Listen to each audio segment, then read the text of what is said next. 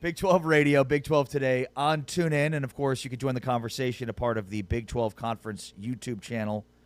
Big 12 Studios is available on plenty of platforms. You can watch us. But if you want to comment on the show each and every day and perhaps even have your comments heard on the air, then check us out on YouTube to search Big 12 Conference. All right, it is time to pick our games. James, you and I, each week, we talk about these games all week, and then we pick them against Stormy Warren from the Big 615. On the season, I am leading at 19-11 against the spread. James is on my heels at 18-12 after a 4-1 week last week. You hear that? Footsteps, sorry. Coming for you. The one loss last week was TCU on a 4th and 6, up 7, inexplicably throwing a touchdown pass to cover the 13.5 points. Super awesome.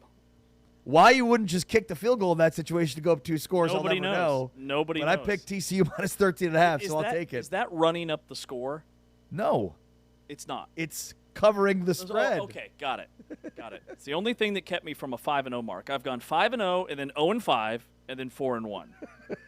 So could be a down week. The best was we went 5-0. I went to Vegas the next week, and we both went. You went 0 and I went 1-4.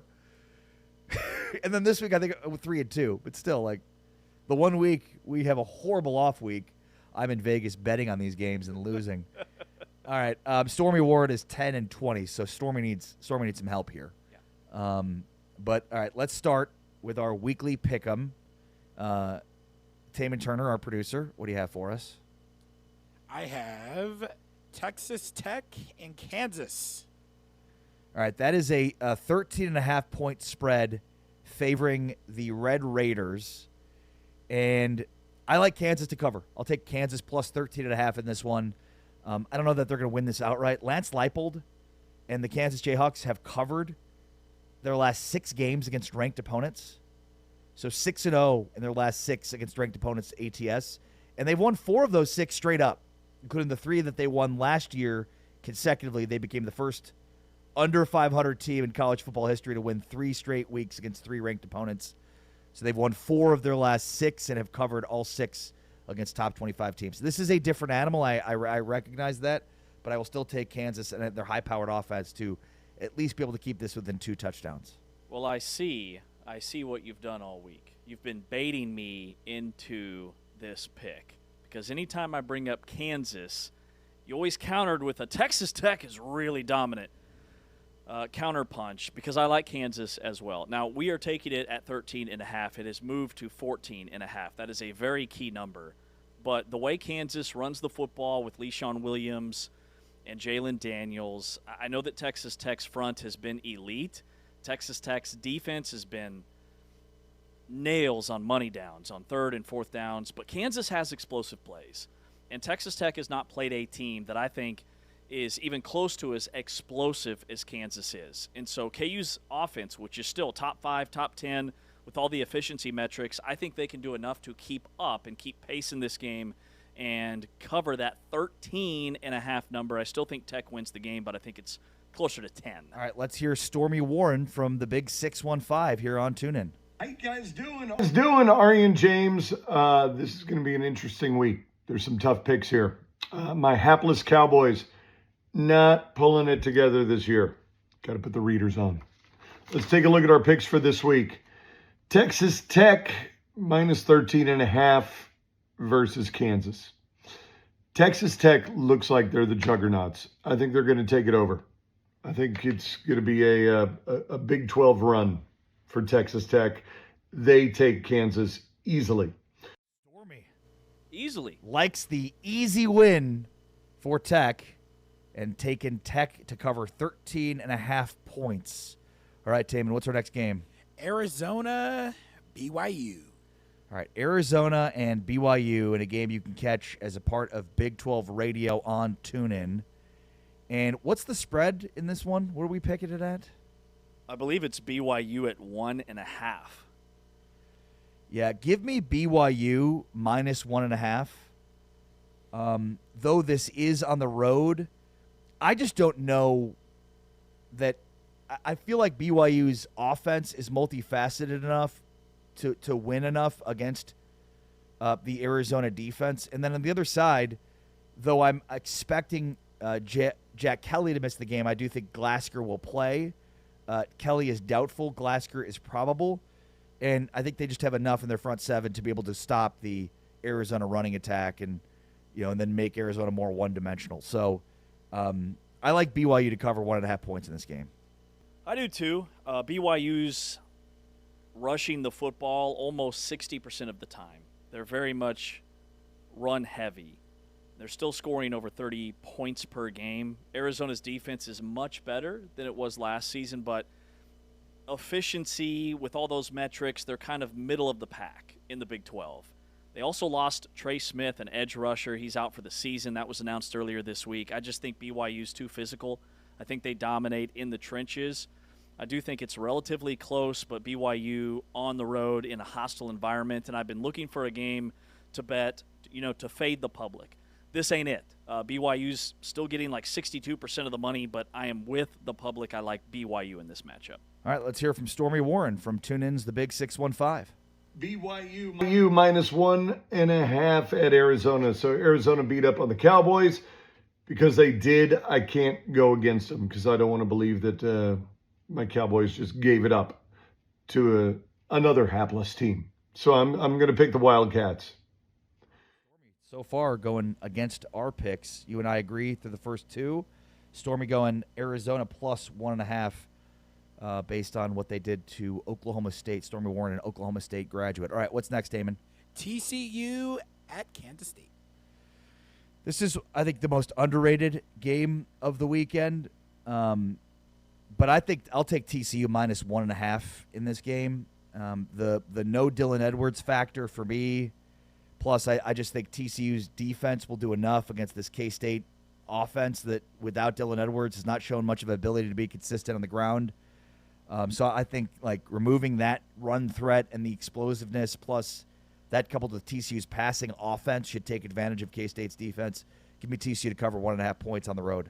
Yeah, 71% of the money is on TCU in this matchup. If Dylan Edwards was healthy, if he was playing in this football game, this would be Kansas State for me.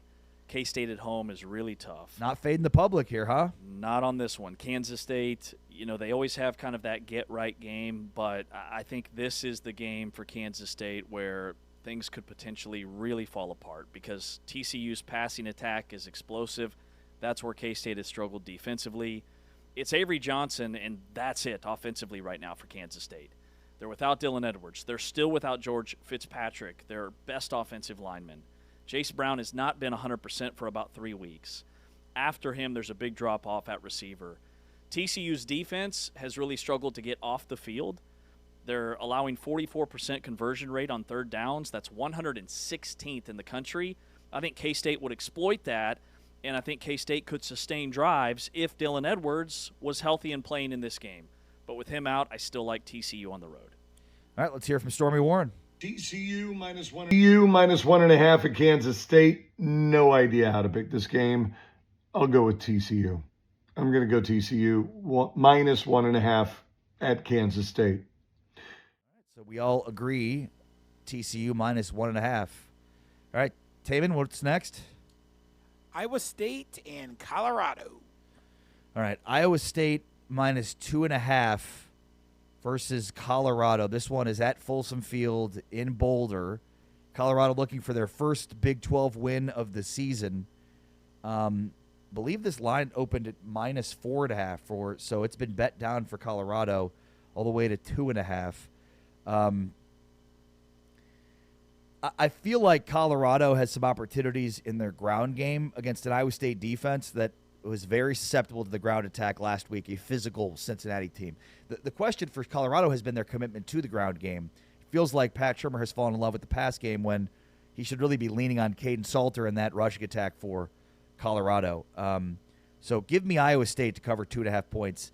I feel like there's weeks where I like to take the points. This week I'm not in most of these games. 4 of the 5 I've taken the favorite. On the road, too, I'll take Iowa State minus 2.5.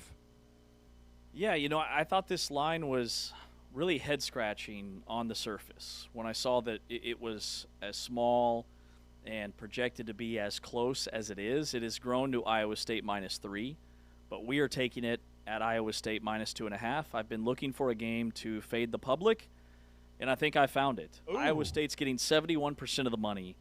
I'm taking Colorado. Let's go. At home in Boulder. Iowa State is 0-2 this year against the spread on the road. And I have concerns about how healthy Rocco Becht is at quarterback. I think Colorado's defense can muddy this game up and make it ugly. I think Caden Salter can make just enough plays for Colorado to have a chance. And then it's a 50-50 coin flip. I think that Folsom Field energy gives Colorado an edge in the altitude with a beat-up Iowa State team at quarterback.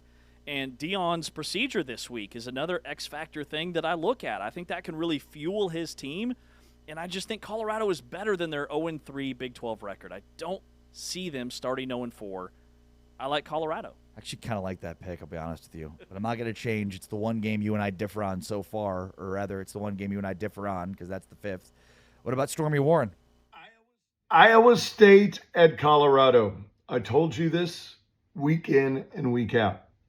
I am not betting against the Cyclones, even though they didn't pull it out last week. I think Iowa State does it against Colorado. The Buffaloes are going down. There you go. Iowa State. Stormy agrees with me. Maybe I should have faded Stormy. We also pick our underdog. We've got one more game. Okay, I'm sorry. I thought that was the 5th. That was the 4th. We've Wow. got Utah, Arizona State. Thank you. Oh, James took it away. Utah, Arizona State. I did. I took it. And the line is 6.5. We have it at 6.5. It has grown to almost 9. It's at 8.5 with the Sam Levitt news. Yeah, I mean, I'll take Utah -6.5 with the Sam Levitt news. I'm buying Utah to win this game at home. If Sam Levitt's available in this game, we're taking it at 6.5. I have a totally different thought process on this game, and maybe Kenny Dillingham and Arizona State can come in with a game plan to control the clock. I mean, they're one of the best teams in college football at time of possession because they like to run and lean on their run and their defense. Maybe they can get after Devin Dampier a little bit, but I just think the rushing attack, like this plays right into the hands of Utah. Plus, Utah, there's the potential for rain, as we know in the forecast in Salt Lake City. So give me Utah -6.5. Yeah, totally agree. I think that Utah rushing attack is underrated. I think that we are blinded by the Texas Tech loss for Utah. This is still a really good football team. This is going to be a night game in Salt Lake City. Without Sam Levitt, it's a no-brainer for me. I don't know that Jeff Sims can go on the road in that environment. And to beat a Utah team in Salt Lake City, you have to have a guy that takes over. For Texas Tech, that was Will Hammond, their second quarterback. I don't think Jeff Sims is Will Hammond. So I like Utah as well at home. All right, let's hear from Stormy. Utah -6.5 at Arizona State.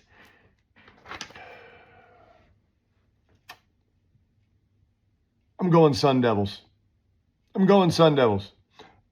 I just have a weird feeling. Arizona, kind of like Iowa State, they're a weird team that rises to strange occasions. And I'm going to go Sun Devils against Utah. As far as my Cowboys go, it's going to be a long year. It's going to be a really, really long year. Take care, guys. He just sounds more and more depressed about his Oklahoma State Cowboys week after week after week. It's the same dude thing every week. Has an irrational confidence level at his Oklahoma State Cowboys, and even now his irrationality has gone out the window. He's completely irrational and sad, and I hate to see it. Sorry, Stormy. Sorry about that, buddy. It gets worse and worse each and every week. But he's rocking the Oklahoma State hat during our Pick'em segment, so we know that he is still all in on Oklahoma State and their future. And it's been really interesting to kind of watch that program behind the scenes to see where they might lean one way or the other. It's like when Mike Gundy got let go, all the guys that were at the front of the line for potential candidates, now there's been 5 or 10 new names thrown into the mix. So after the season's going to be wild in Stillwater to see which direction they actually go.